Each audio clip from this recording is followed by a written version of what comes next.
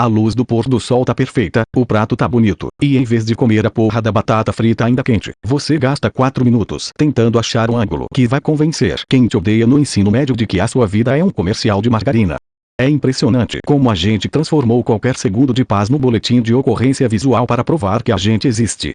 Você chega naquele lugar bonito, ou só no café minimamente arrumado com uma planta atrás, e antes mesmo de dar o primeiro gole no copo ou reparar nos detalhes da parede, o cérebro já aciona um comando automático que você nem lembra de ter instalado. A mão vai no bolso, puxa o aparelho com a tela trincada no canto, destrava com a digital e abre a câmera. Não é porque você achou aquilo lindo de morrer a ponto de querer guardar na retina para sempre. É porque existe uma espécie de contrato invisível, assinado sei lá quando, que diz que se você esteve em um lugar e não gerou a prova documental disso, você tecnicamente nunca esteve lá. É como se a sua presença física no mundo precisasse de um carimbo digital para ser validada pelo resto da humanidade. Sabe aquela cena de O Show de Truman, em que o personagem vivido pelo Jim Carrey percebe que a vida dele inteira é um set de filmagem gigantesco e que cada movimento é calculado para a audiência que assiste do outro lado? Pois é. A diferença é que, no nosso caso, a gente mesmo construiu o estúdio, contratou as câmeras e faz questão de atuar o próprio cotidiano o tempo todo, sem intervalo para almoço. A gente entra no elevador espelhado, vê aquela luz que favorece a olheira e, em vez de só esperar o 8º andar passar encarando o visor digital que avisa o peso máximo permitido, levanta o braço. Clica. Pronto. Agora a internet sabe que você saiu de casa numa terça-feira cinzenta. E o pior nem é tirar a foto, é o microsegundo de hesitação logo depois. Será que tá muito forçado? Será que a cara tá muito de quem acordou cedo demais? Se eu postar isso aqui agora, vai parecer que eu tô querendo aparecer ou que eu tô vivendo uma vida incrível que eu claramente não tô.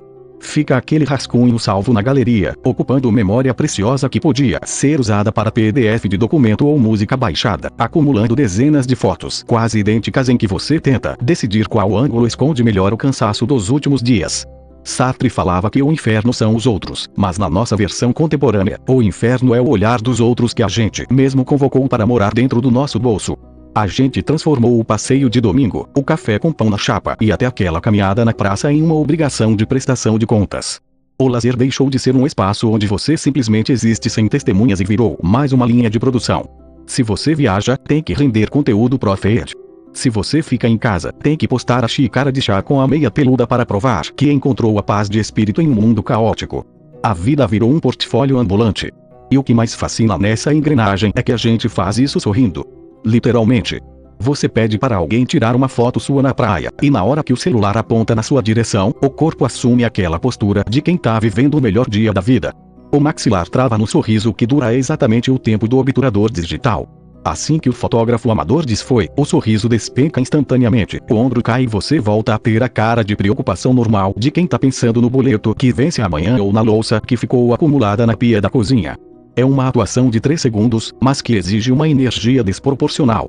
A gente gasta um momento tentando registrar o momento. É o paradoxo supremo da nossa era. Quanto mais a gente tenta provar que está vivendo intensamente, menos tempo sobra para viver de verdade, porque a atenção inteira está dedicada a garantir que o enquadramento saiu bom e que a luz valorizou o cenário.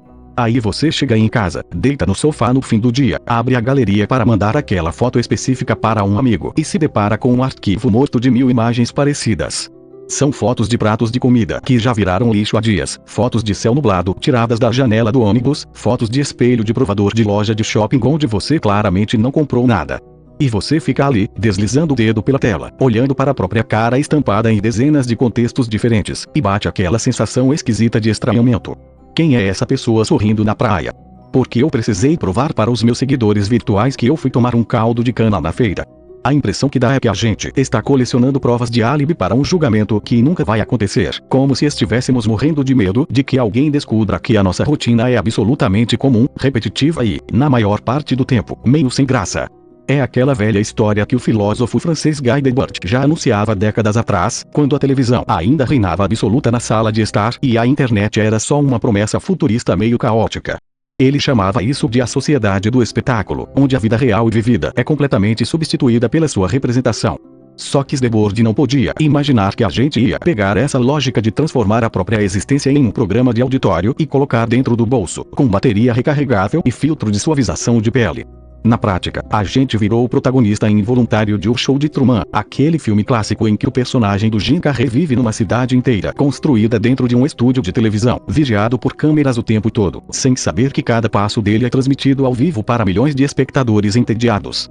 A diferença trágica é que o Truman da ficção foi colocado lá sem consentimento, enquanto a gente assina o contrato todo santo dia de manhã, de livre e espontânea vontade, só para garantir que o ponteiro do engajamento continue girando e mostrando que a gente existe.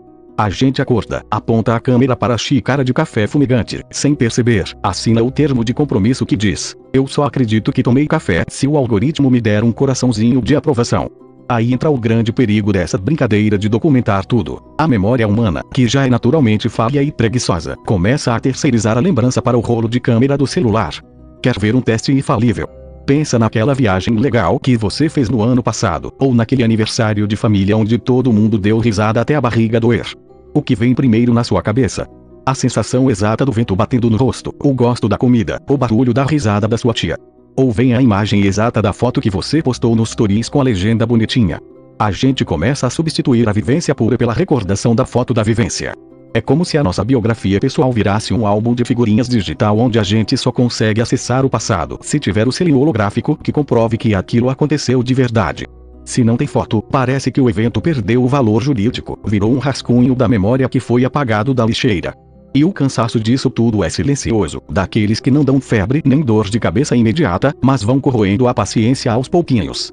Sabe quando você tá num lugar bonito, numa praça arborizada no domingo à tarde, com um sorvete derretendo na casquinha, e em vez de simplesmente morder o sorvete e olhar pro horizonte, você trava no dilema geométrico terrível. Você levanta o braço, estica o cotovelo, faz aquela pose levemente blasé, confere se o ângulo disfarça a olheira da semana inteira, tira 3 fotos seguidas, escolhe a melhor, aplica o filtro que deixa o céu mais azul do que era na realidade, pensa numa legenda espirituosa que não pareça muito ensaiada, digita, apaga, redigita, clica em publicar e, finalmente, guarda o celular no bolso.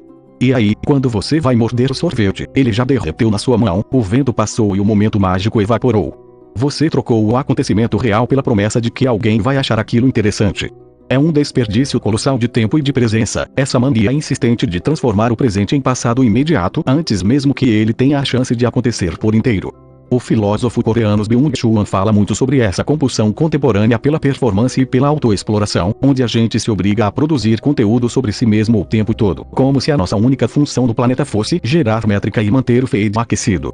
A gente virou o patrão e o empregado da nossa própria vitrine, fiscalizando o próprio desempenho social com o chicote da relevância digital. Mas quer saber? A vida real, aquela que importa de verdade, é terrivelmente mal iluminada. Ela não tem filtro de alto contraste, a luz da cozinha de casa é amarela e meio fraca, a pia tem um copo sujo acumulando desde ontem e o cabelo acorda amassado de um jeito que desafia as leis da física. E tá tudo bem. A beleza escondida da existência humana mora exatamente nesses vãos desprotegidos, nos minutinhos em que a câmera tá desligada na gaveta da cômoda, na conversa fiada que não rende nenhum poste espirituoso, no silêncio de quem não precisa prestar contas para absolutamente ninguém. Então, na próxima vez que você se pegar esticando o braço no automático, sentindo aquela coceira invisível no dedão para registrar o mundo em vez de habitá-lo, faz um experimento radical, guarda o aparelho no bolso. Deixa a luz estourar, deixa o prato esfriar sem flash, deixa o pôr do sol acontecer só para os seus olhos cansados, sem testemunhas virtuais. O mundo não vai desabar se você sumir por algumas horas, e a sua memória vai agradecer por finalmente ter espaço para guardar lembranças que são só suas, e não um arquivo corrompido para o julgamento alheio. É isso. Agora vai lá viver a sua vida sem plateia, que o mundo real continua girando direitinho, mesmo sem o seu print. A verdade é que a gente acabou transformando a própria rotina num episódio contínuo de Black Mirror, onde cada segundo precisa render leaks e validação imediata antes que a relevância expire. A gente vaga pela própria sala, como o personagem de Jim Carrey em O Show de Truman, agindo o tempo todo como se houvesse uma lente invisível capturando cada suspiro, cada café requentado, cada expressão de tédio no sofá de casa. Só que o diretor desse programa somos nós mesmos, numa espécie de tirania voluntária onde a gente se condena a ser operador e produto ao mesmo tempo. A filósofa Hannah Arendt falava sobre a diferença entre o agir e o fabricar, mas o que a gente faz hoje é apenas exibir o nada, transformar a vida no catálogo de geladeiras vazias e pés esticados na grama do parque. A gente esquece que o valor real das coisas está justamente naquilo que não tem registro, no instante efêmero que se esvai sem deixar rastro digital nenhum.